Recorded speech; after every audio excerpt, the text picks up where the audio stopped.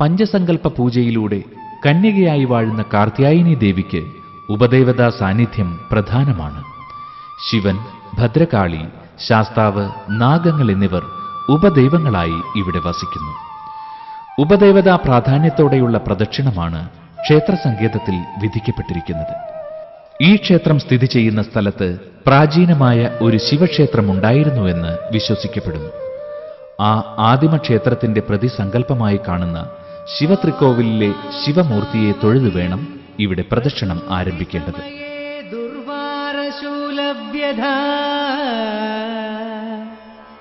നൈരുച്യം തനുശോഷണം മലമയീ ശയ്യാച സാംവത്സരീ. ശിവപ്രതിഷ്ഠ നമസ്കരിച്ച ശേഷം നാലമ്പലത്തിൽ ഇടത്തോട്ട് തിരിഞ്ഞു വലം വെച്ച് നമസ്കാര മണ്ഡപത്തിന്റെ തെക്ക് പടിഞ്ഞാറേ തൂണിലുള്ള മണിഭൂഷണനെ വണങ്ങണം. മണിഭൂഷൺ ശാസ്ത്രസങ്കല്പമാണ്. ഇതിനുശേഷം ശ്രീകോവിലിൽ ദേവിയെ തൊഴുത് ദർശനം നടത്താം. മാതഃ സോഹമുപസ്ഥിതോസ്മി പുരതഃ. ദേവീദർശനം കഴിഞ്ഞ് ചുറ്റമ്പലം വലം വയ്ക്കുമ്പോൾ ഭദ്രകാളിയെ തൊഴണം. പ്രത്യശ്രാവി പുരാഹിതേന്ദ്യ സമയേ പ്രാപ്തും സമീപന്തവ ഗ്രാഹഗ്രാസമിഷാദ്യധാഹ്യമനുമത സൂര്യാശ്രമം പ്രാപ്തവാ യത്പ്രീത്यै ച സമാഗതോഹമധുനാ തസ്യൈ ജനന്യൈ നമഃ. ബ്രൂതേ മാതൃസമാ ശ്രുതിർഭഗവതി യദ്ബാർഹദ്യാരണ്യകീ തത്വം വേത്സ്യസി മാതൃമാന്ധപിതൃമാൻ ആചാര്യവാണിത്യസൗ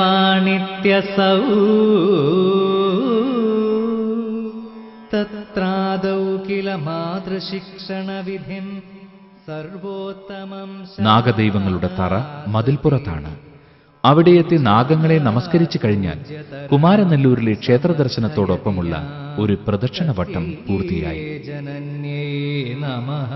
ആശ്രിതവത്സലയും ഐശ്വര്യദായകിയുമായ കുമാരനെല്ലൂർ ഭഗവതിക്ക് ഇഷ്ടവഴിപാടുകൾ പലതുണ്ട്.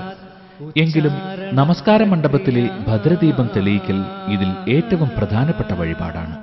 24 തിരികളുള്ള ഭദ്രദീപം തെളിയിക്കുന്നത് ഉദ്ദിഷ്ട കാര്യസാധ്യത്തിനായുള്ള സവിശേഷമായ വഴിപാടായി കണക്കാക്കുന്നു. ഭക്തരുടെ ആവശ്യങ്ങൾ നിറവേറ്റുവാൻ വേണ്ടി ഇവിടെ വന്ന് തിരി തെളിയിക്കുന്ന ചടങ്ങ് പൗരാണികമായ ഒരു ആചാരമാണ്. ഭദ്രദീപം കൊളുത്തുന്നതിലൂടെ ദേവീ കടാക്ഷം ലഭിക്കുന്നു എന്നാണ് വിശ്വാസം. ഈ വിളക്ക് ചെമ്പകശ്ശേരി രാജാവ് തന്റെ കൊട്ടാരത്തിൽ ഭഗവതി സേവയ്ക്ക് കൊളുത്തിയിരുന്ന വിളക്കാണ്.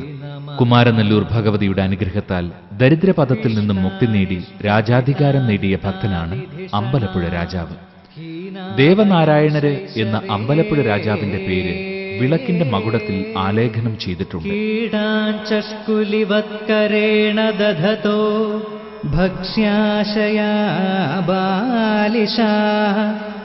മാത്രാവാരിതസാഹസാ ഖലു തതോ ഭക്ഷ്യാണ്യഭക്ഷാണി വാ.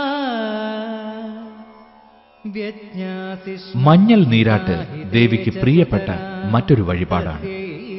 ദർശനം കഴിഞ്ഞ് മടങ്ങുന്ന ഭക്തർക്ക് ഇവിടെ നിന്ന് നൽകുന്നതും മഞ്ഞൾ പ്രസാദമാണ്. ആത്മജ്ഞാന സമാർജനോപകരണം. ചിങ്ങമാസത്തിലെ ക്ഷേത്രം നിറ വഴിപാട് കാർഷിക സംസ്കാരവുമായി ബന്ധപ്പെട്ട ഒരാചാരമാണ്. ഈ ദിവസം ദേവിയെ കണ്ടു തൊഴുത് ഐശ്വര്യവും സമ്പൽ സമൃദ്ധിയും നേടാനെത്തുന്നവർ നിരവധിയാണ്. ഏകദേശം 2500 വർഷത്തിലേറെ പഴക്കമുള്ള കുമാരനെല്ലൂർ ദേവീക്ഷേത്രത്തിൽ നിരവധി മഹാത്മാക്കളുടെ സന്ദർശനവും സാന്നിധ്യവും ഉണ്ടായിട്ടുണ്ട്. ആദിശങ്കരാചാര്യർ, വില്യമംഗലത്ത് സ്വാമിയാർ, മധുര രാജാവായ തിരുമല നായ്ക്കർ, കുറൂരമ്മ തുടങ്ങിയവർ അവരിൽ ചിലരാണ്. ദേവീ ദർശനത്തിനായി ഇവിടെ എത്തിയ കുറൂരമ്മ ദേവീ മാഹാത്മ്യത്താൽ മനോഹരമായ 2 സ്തോത്രങ്ങൾ രചിക്കുകയുണ്ടായി. ദേവിയുടെ കേശാദിപാദ വർണ്ണനയും പാദാദികേശ വർണ്ണനയുമാണ് ഇത്. ഈ വിശിഷ്ട സ്തോത്രങ്ങൾ കുമാരനെല്ലൂർ ദേശത്ത് ഇതിനോടകം വളരെയേറെ പ്രചരിച്ചിട്ടുണ്ട്. കലക്കത്ത് കുഞ്ചൻ നമ്പ്യാർ ഈ ക്ഷേത്രത്തിൽ 12 ദിവസം ഭജിക്കുകയും ശ്രീകുമാരാലയം എന്നൊരു കീർത്തനം രചിച്ച് ദേവിക്ക് സമർപ്പിക്കുകയും ചെയ്തിട്ടുണ്ട്. മണിമയ വിലസൽ കാഞ്ചിയും നല്ല പൊന്നും രത്നങ്ങളും ചേർത്തധിക തരള സന്മാല കേയൂരമങ്കേ കുന്നിൻ തന്നെ മണിക്കാതില കനക കിരീടം ധരിച്ചോരു ദേവി എന്നും മംഗല്യം ഏകീടണം അതിനു തൊഴാം ശ്രീകുമാരാലയേ.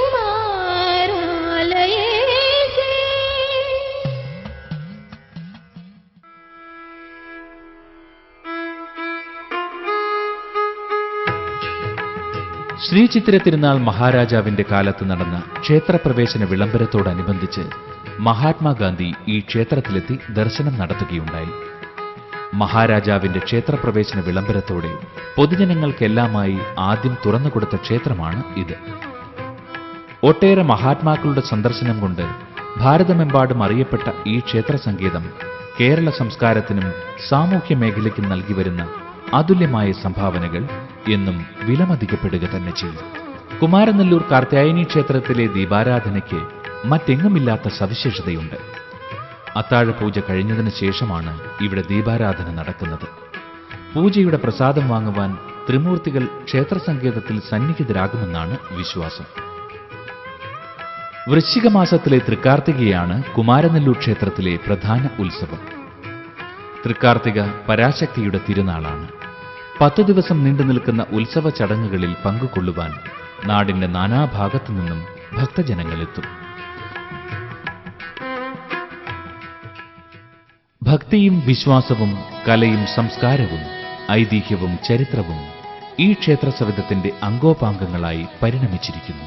ഗ്രാമത്തിന്റെ ആത്മീയ ദർശനം മുതൽ ഭൗതിക പുരോഗതി വരെയുള്ള വിവിധ ഘട്ടങ്ങളിൽ ഈ അനുപമമായ ആരാധനാ സങ്കേതം എന്നും നിറഞ്ഞു നിൽക്കുന്ന ശക്തിയും സ്വാധീനവുമായിട്ടുണ്ട്.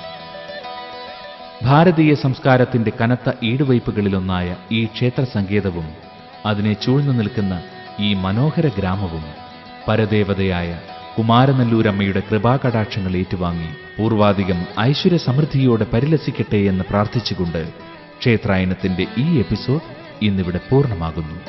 എല്ലാ മാന്യ ക്ഷേത്രായനം പ്രേക്ഷകർക്കും ക്ഷേത്രായനത്തിന്റെ വിനീത നമസ്കാരം.